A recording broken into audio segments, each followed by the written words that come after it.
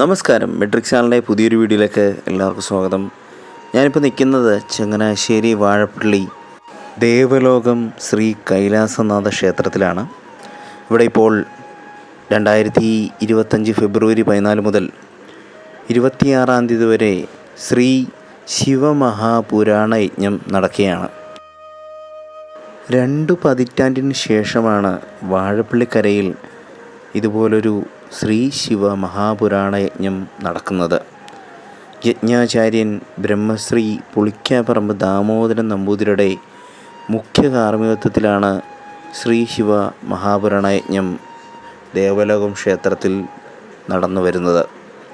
ഇനി കൂടുതൽ ഇവിടുത്തെ കാഴ്ചകളിലേക്ക് തന്നെ പോകാം.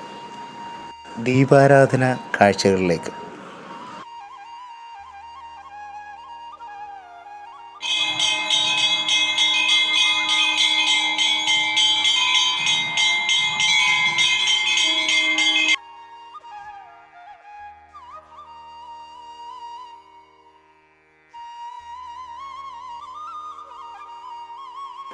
ഇപ്പോൾ യജ്ഞവേദിയിൽ ആധ്യാത്മിക പ്രഭാഷണം നടന്നു വരികയാണ്.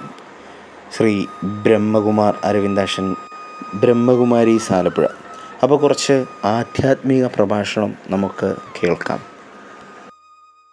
മനസ്സിലാക്കിക്കൊള്ളണം. നമ്മൾ അത്ഭുതപ്പെടണം. ഭാരതത്തിലെ തത്വകൾ പോലും വേദം പറയുമായിരുന്നു. ഇന്ന് നമ്മൾ 4 വേദങ്ങളുടെ പേര് പോലും മറന്നുപോയി. അങ്ങനെ അവർ തർക്കത്തിനിരിക്കുകയാണ്. അപ്പോൾ ആ തർക്കം ലോകം കണ്ട ഏറ്റവും വലിയൊരു തർക്കവും ഭാരത ചരിത്രത്തിലെ ഏറ്റവും നിർണായകമായ ഒരു മുഹൂർത്തമാണത്. ആ തർക്കത്തിൽ മണ്ഡനമിശ്രൻ ഗൃഹസ്ഥപക്ഷത്തിൽ നിന്നു. മണ്ഡനമിശ്രൻ ഭാര്യയുണ്ട്, മീമാംസകനാണ്. ശങ്കരാചാര്യ സ്വാമിയുടെ സന്യാസിയാണ്. ഭാരതത്തിലെ സന്യാസധർമ്മത്തിന്റെ സ്ഥാപനയുടെ സമയമായിരിക്കുകയാണ്.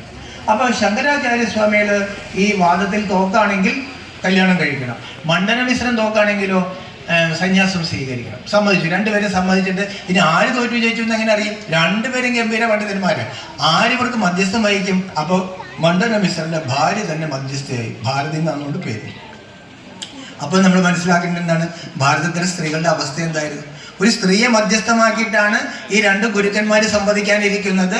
13ാമത്തെ ദിവസം മണ്ഡനമിശ്രന്റെ കഴുത്തിലെ മാല വാടിയപ്പോൾ ഭാരതി പ്രഖ്യാപിച്ചു, മണ്ഡനമിശ്രൻ സ്വന്തം ഭർത്താവ് നിർത്തുവണ്ണം തോപ്പിച്ചിരുന്നെങ്കിൽ എന്ത് പറ്റും? അദ്ദേഹം എന്നെ വിട്ടു പോകും. ആ മണ്ഡനമിശ്രൻ പരാജയപ്പെട്ടായിട്ട് പ്രഖ്യാപിക്കുകയും മണ്ഡനമിശ്രൻ ശങ്കരാചാര്യ സ്വാമിയുടെ കയ്യിൽ നിന്ന് കാവ്യ സ്വീകരിച്ചു. അവിടെ മുതലാണ് ഗൃഹവും സന്യാസവും ആകുന്നു. ഗൃഹസ്ഥർക്ക് ഒരു തോന്നൽ വന്നു. അതുവരെ എന്താ പറഞ്ഞത്? ഗൃഹസ്ഥാശ്രമി ജ്യേഷ്ഠാശ്രമി. എല്ലാ വിധത്തിലും നമ്മുടെ അമ്പലങ്ങളിൽ എത്ര കലാപരിപാടികളാണ്! ഡാൻസും പാട്ടും സയൻസും എല്ലാം അതീവ ഡെവലപ്ഡ് ആയിരുന്നു ഭാരതത്തിൽ. പക്ഷെ പതുക്കെ ഭാരതം താഴേക്ക് പോകാൻ പറ്റി. കർമ്മവും യോഗവും തമ്മിൽ പതുക്കെ മാറി. വീട്ടിലിരുന്ന് നടക്കില്ല. ഈ ആധ്യാത്മികത പതുക്കെ ഗൃഹസ്ഥത്തിൽ നിന്ന് പോയപ്പോൾ എന്ത് പറ്റിയെന്ന് അറിയാമോ? ജഗത്ത് മിഥ്യ, ജഗത്തില്ലാത്തതാണ്, കർമ്മം ബന്ധിക്കും.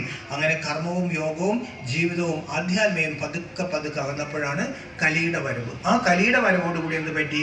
അനേകം ധർമ്മങ്ങൾ മറ്റു ഭാഗത്തുണ്ടാവുന്നുണ്ട്. അവരും ഭാരതത്തിലേക്ക് കയറിയതോടുകൂടി ഭാരതത്തിന് നിലനിൽപ്പില്ലാത്തൊരവസ്ഥ വന്നു. അങ്ങനെ ഭാരതത്തിന്റെ സയൻസ് ഡെവലപ്മെന്റും പോയി, ഭാരതത്തിന്റെ ആധ്യാത്മിക ശക്തിയും പോയി. 2 കിരീടം ഉണ്ടായിരുന്ന ഭാരതം താഴേക്ക് പോയി. താഴേക്ക് പോയിട്ട് 2 കിരീടം. നമുക്ക് 2 കിരീടമില്ല. ചെറിയ വാർത്ത കെട്ടിടമൊക്കെ ഉണ്ട്, അതൊക്കെ ശരി തന്നെയാണ്. അമേരിക്ക മുഴുവൻ വിറ്റാൽ പോലും ഭാരതത്തിലെ സത്യവതിയുടെ ഒരു കൊട്ടാരത്തിന്റെ വാതിലിന്റെ വില പോലും വരുന്നില്ല. അത്രയും സമ്പന്നമായിരുന്നു ഭാരതം.